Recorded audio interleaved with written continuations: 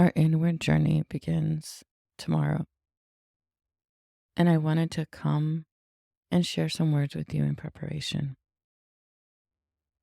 And that's exactly what Advent and the entire season is, in preparation, preparing our hearts. What's become a new normal for me is to feel and hear um, words and know from a different kind of knowing. And I believe it is a gift. And over the years, over the last decade, I've really just learned to sit in its sacredness and trust it as a form of presence that I've cultivated. Uh, and the thing that's consistent is how much humor I believe, spirit, the greater knowing, God, Our Lady, La Morenita, everything that is love and light and that guides me. They're silly. And there's a lightness and a humor to things. And today is no different.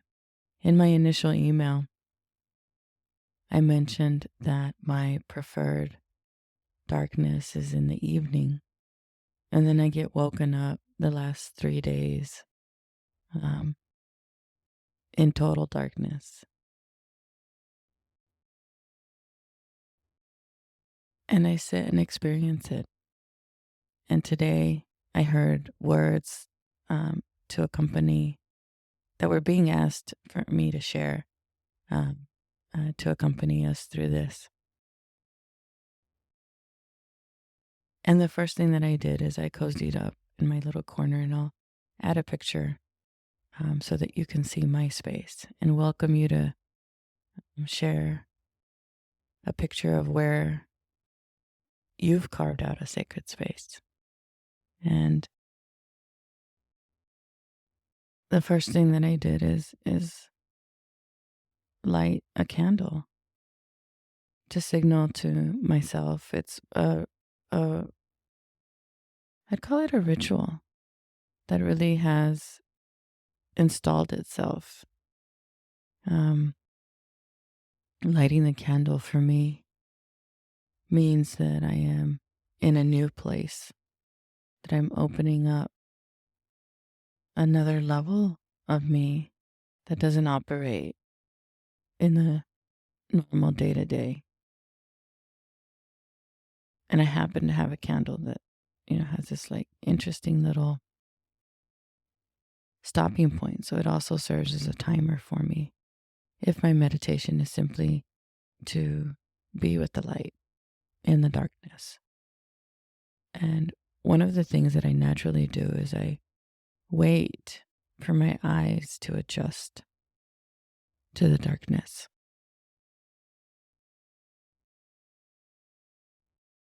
Because our bodies naturally notice. And of course, there can't be phones around because the light that comes from your phone, adjusts your eyes in a different way. But, there's this gaze. And as you gaze into the light and you let that light shine into the darkened space, the way that you see changes. And that's the first thing that I want to point out for us. Let the light that you see, let your own unique light shine into a room or a definition that you think you already know.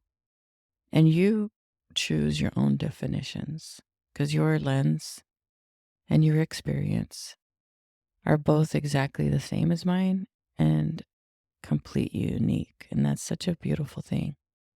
I'll leave you with 2 words to explore. And there may be more. And if there are more for you, feel free to share them with me. And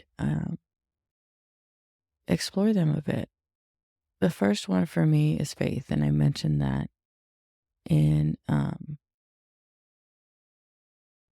blog post that I will point you to, so that if you haven't experienced that, you can read it. What does faith mean to you? I've grown spiritually over the years, and what I used to think faith was,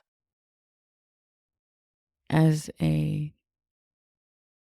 practicing cradle Catholic, was memorizing my prayers and having the correct postures in church and knowing that there was an angry white man in a cloud looking at me at all times, judging me. And me knowing that I had to be a good girl. And that was my faith, that I was being watched for my behavior. That's no longer my definition of faith. And so there is an opportunity for us to be in the threshold of both being and becoming, of recognizing the layers that are our experience. The second word that I invite you to explore is prayer. And it, dovetails from this faith. If I had memorized my prayers, then I was faithful. And my prayers were memorizations of words that had no context.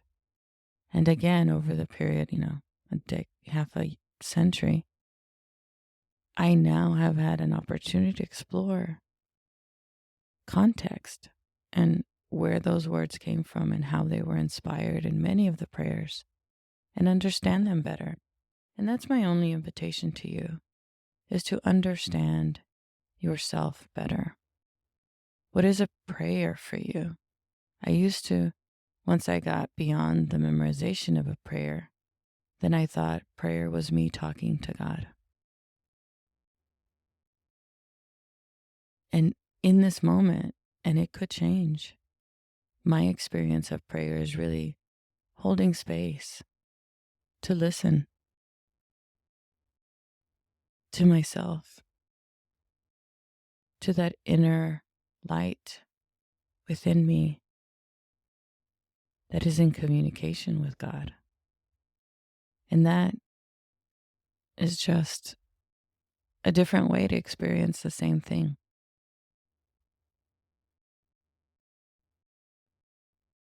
There is no wrong or right in this. When I wrote that first email, I mentioned that my preference was, again, to be with darkness at night, to be cozied up in a blanket. And over the last few days since that email, I've been woken up in the darkness in the morning. And I've let myself just sit and experience the light coming back. And so this is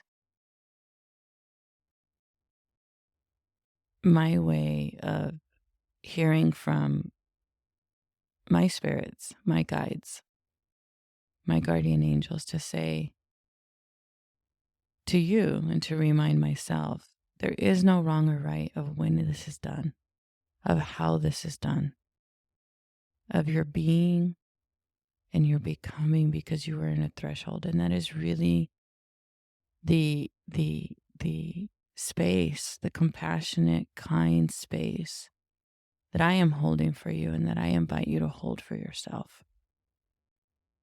If you skip a day, if you feel rushed, if anything that is a thought muddies up your experience, be kind to yourself. Come back to yourself and just begin again. Because this preparedness is us being in presence. And the most gentle,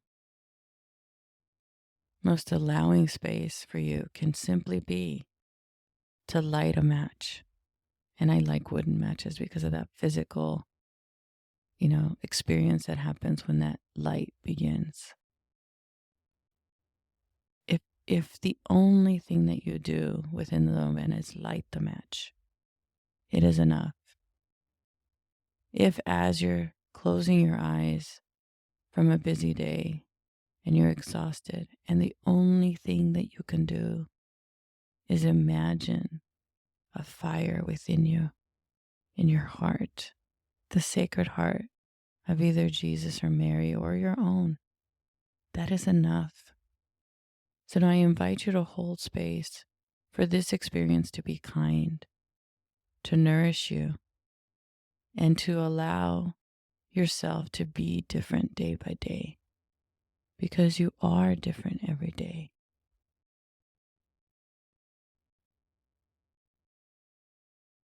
And I just wanted to, for the record, say there's so much beauty in the initial darkness turning into light.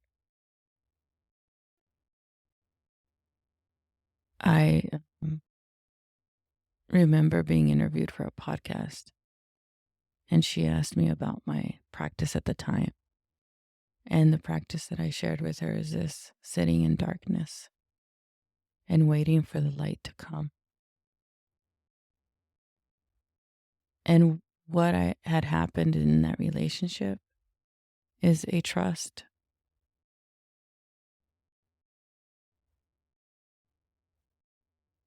And an experience of that change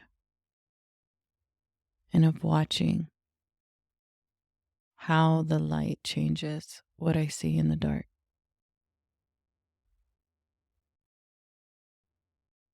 There's a saying, and I don't know where it's from, and I really don't understand it in a way that it may be used by the person or people who say it, but it's resonating with me right now. And so it goes something like, as below, so above.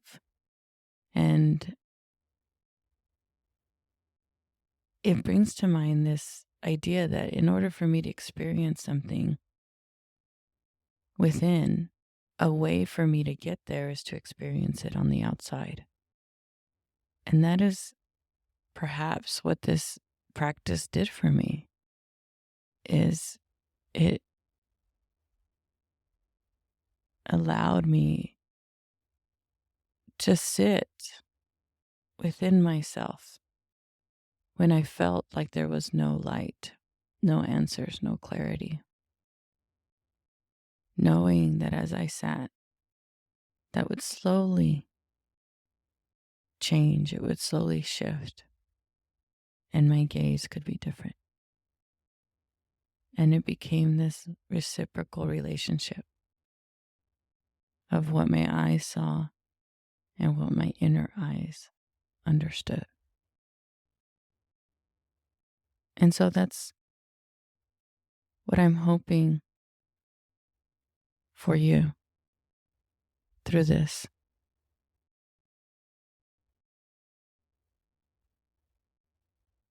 And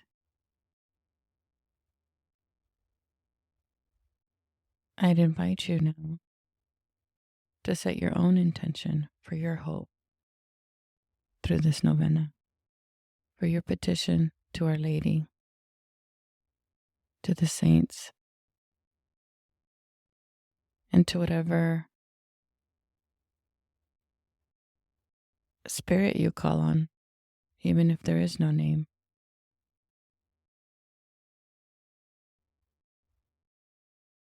And I ask you to invite your own team, your ancestors. My ancestors are here with me now, to accompany you, to accompany us as we move through this. And your intention doesn't have to come in this moment. It can be a question that you simply live into in the next day or 2 days. Allow yourself to live that question and to continue to ask yourself, what do I hope for? What do I hope to see more clearly? Or is it just seeing more clearly? Is it experiencing the sacredness of your own compassion?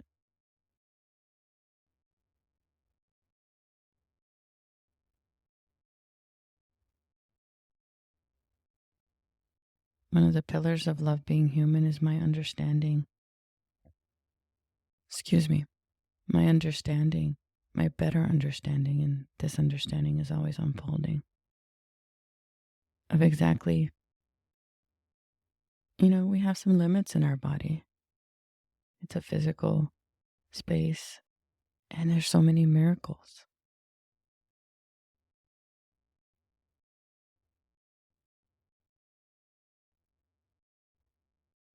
And that we are inherently creative, and that creativity must be nurtured. This is it's woven into everything, even in setting an intention. We create. When I speak words, I'm creating.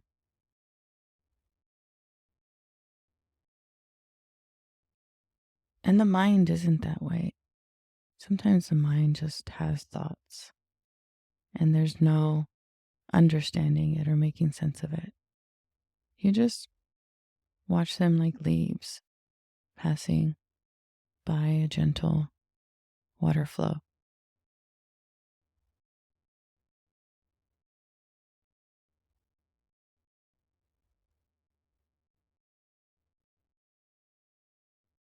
Thank you.